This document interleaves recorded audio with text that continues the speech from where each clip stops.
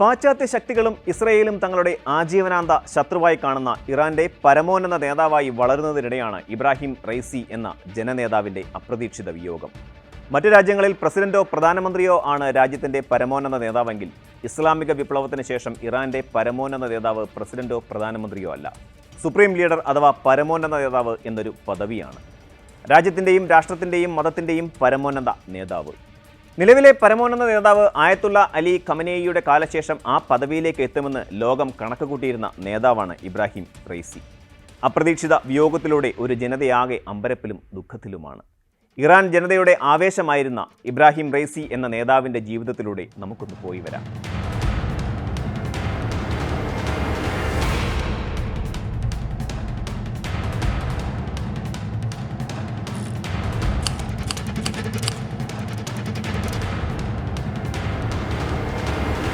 ഇറാന്റെ ജുഡീഷ്യറിയിലും മതപരമായ വരേണ്യ വർഗത്തിലും ആഴത്തിൽ ബന്ധങ്ങളുള്ള നേതാവാണ് റൈസി.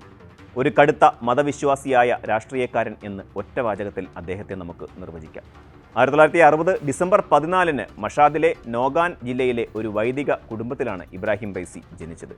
പിതാവ് സെയ്ദ് ഹാജി അദ്ദേഹത്തിന് 5 വയസ്സുള്ളപ്പോൾ മരിച്ചു.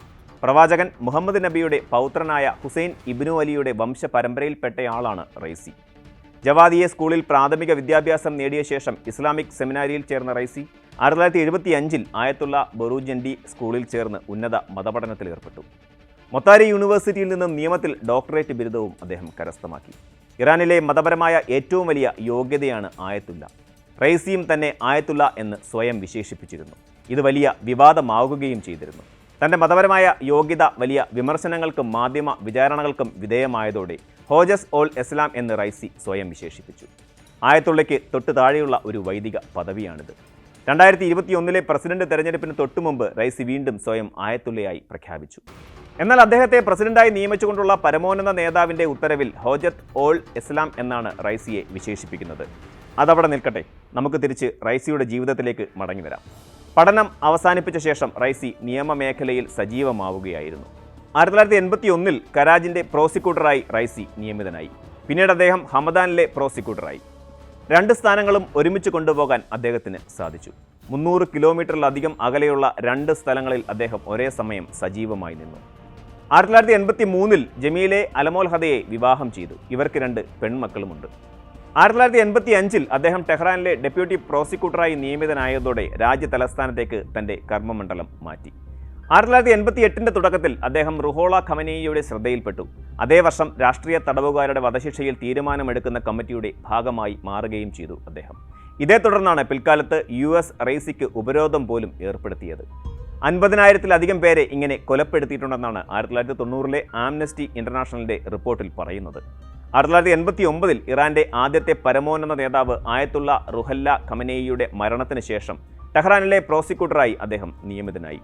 പിന്നീട് നിലവിലെ പരമോന്നത നേതാവ് ആയത്തുള്ള അലി ഖമനേയിയുടെ കീഴിൽ പടിപടിയായി വളരുകയായിരുന്നു. 2016 മാർച്ച് 7 അസ്താൻ ഖുദ്സ് റാസവിയുടെ ചെയർമാനായി ചുമതലയേറ്റു.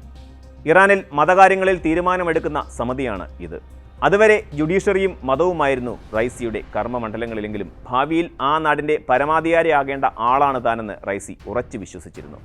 പാരമ്പര്യവും പഠനവും കാലവും അതിനെ തന്നെ പരുവപ്പെടുത്തിയെന്ന് റൈസിയും സ്വയം വിശ്വസിച്ചു.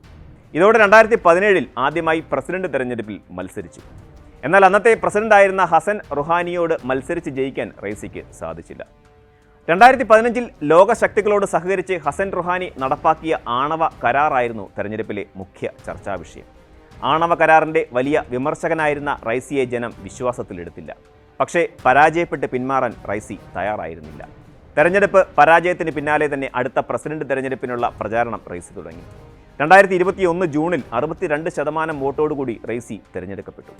പക്ഷേ ആകെ ജനസംഖ്യയിൽ 48.8% പേർ മാത്രമാണ് അന്ന് വോട്ട് ചെയ്തത്. നിരവധി സ്ഥാനാർത്ഥികളെ മത്സരിക്കുന്നതിൽ നിന്ന് തടഞ്ഞതായി റിപ്പോർട്ടുകളുമുണ്ടായിരുന്നു. ആദ്യത്തെ പരമോന്നത നേതാവായിരുന്ന ആയത്തുള്ള റുഹല്ല ഖമനേയിയുമായും ഇപ്പോഴത്തെ പരമോന്നത നേതാവ് ആയത്തുള്ള അലി ഖമനേയിയുമായും റൈസിക്ക് ശക്തമായ അടുപ്പമുണ്ടായിരുന്നു. സർക്കാരിലെ വിവിധ വിഭാഗങ്ങളുമായും മികച്ച ബന്ധമുണ്ടാക്കാൻ അദ്ദേഹത്തിന് സാധിച്ചു. എന്നിട്ടും അധികാരത്തിൽ റൈസിക്ക് അത്ര കണ്ട് തിളങ്ങാൻ സാധിച്ചില്ല എന്നതാണ് സത്യം. പാശ്ചാത്യ രാജ്യങ്ങളുടെ കടുത്ത ഉപരോധത്തെ തുടർന്ന് രാജ്യം ദാരിദ്ര്യത്തിൽ മുങ്ങിത്താഴുമ്പോഴും പ്രതിരോധ ബജറ്റിനായി വൻ തുക നീക്കിവെച്ചത് കടുത്ത വിമർശനം ക്ഷണിച്ചു വരുത്തി. 2022 ഹിജാബ് ധരിക്കാത്തതിൻ്റെ പേരിൽ മതപോലീസ് കസ്റ്റഡിയിലെടുത്ത മഹ്സ അമിനി എന്ന യുവതി കൊല്ലപ്പെട്ടതുമായി ബന്ധപ്പെട്ട് ഇറാനിൽ വൻ പ്രതിഷേധമാണ് ഉയർന്നു വന്നത്. ഇത് രാജ്യത്തിനകത്തും പുറത്തും ഇദ്ദേഹത്തിൻ്റെ പ്രതിച്ഛായയ്ക്ക് മങ്ങലേൽപ്പിച്ചു. മഹ്സ അമിനിയുടെ മരണത്തിന് പിന്നാലെ രാജ്യത്ത് അലയടിച്ച പ്രതിഷേധം അടിച്ചമർത്താനുള്ള പോലീസിൻ്റെ നീക്കം 500-ലധികം പേരുടെ മരണത്തിനും ഇടയാക്കി. 2023 മധ്യത്തോടെയാണ് പ്രതിഷേധത്തിന് കുറച്ചൊരു അയവ് വന്നത്. ഈ വിഷയത്തിൽ UN-ന്റെ റിപ്പോർട്ടും ഇറാന് എതിരായിരുന്നു. അമേരിക്കൻ പ്രസിഡന്റായി തെരഞ്ഞെടുക്കപ്പെട്ട ഡൊണാൾഡ് ട്രംപ് ആണവ കരാറിൽ നിന്ന് പൊടുന്നനെ പിന്മാറിയത് രാജ്യാന്തര തലത്തിലെ ഇറാന്റെ ബന്ധങ്ങളിലും ഉലച്ചിലുണ്ടാക്കി. ഇറാനെതിരെ വീണ്ടും കടുത്ത ഉപരോധങ്ങൾ ചുമത്തപ്പെട്ടു. ഇത് രാജ്യത്തിൻ്റെ സമ്പദ് വ്യവസ്ഥയെ കാര്യമായി തന്നെ ബാധിച്ചു.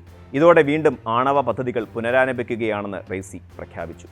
കോവിഡ് മഹാമാരിയും കാര്യങ്ങൾ മോശമാക്കി.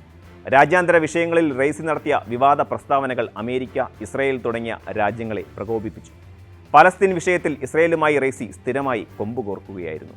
ഇക്കഴിഞ്ഞ ഏപ്രിലിൽ 300-ലധികം ഡ്രോണുകളും മിസൈലുകളും ഇസ്രായേലിലേക്ക് അയച്ചുള്ള ആക്രമണം നടത്തിയത് റെയ്സിയുടെ അനുവാദത്തോടുകൂടിയായിരുന്നു. പാശ്ചാത്യ ശക്തികളോട് എതിർത്തു നിൽക്കുന്ന സിറിയയുമായും പലസ്തീൻ പോരാട്ടത്തിന് പിന്തുണ നൽകുന്ന ലബനനിലെ ഹിസ്ബുള്ളയുമായും ഇറാൻ മികച്ച ബന്ധം കാത്തുസൂക്ഷിച്ചതും റെയ്സിയുടെ തീവ്ര നിലപാടുകളുടെ നേർസാക്ഷ്യങ്ങളാണ്. രാജ്യത്തിനകത്തും പുറത്തും വിമർശകർ ഏറെയുണ്ടെങ്കിലും സ്വന്തം അണികളെ എന്നും ആവേശം കൊള്ളിക്കാൻ റെയ്സിക്ക് കഴിഞ്ഞിരുന്നു. പരമോന്നത നേതാവായ ആയത്തുള്ള അലി ഖമനേയിയുടെ വിശ്വാസം പിടിച്ചുപറ്റാനും സാധിച്ചിരുന്നു. അതുതന്നെയാണ് ഇറാനിൽ ഇബ്രാഹിം റെയ്സി എന്ന ഭരണാധികാരിയുടെ അധികാര കസേരയുടെ ബലവും. താൻ ആഗ്രഹിച്ചതുപോലെ ആയത്തുള്ള ഇബ്രാഹിം റെയ്സി എന്ന പേരിൽ രാജ്യത്തിൻ്റെ പരമോന്നത നേതാവാകാൻ കഴിയാതെയാണ് പ്രവാചക പരമ്പരയിലെ ഈ നേതാവിൻ്റെ മടക്കം.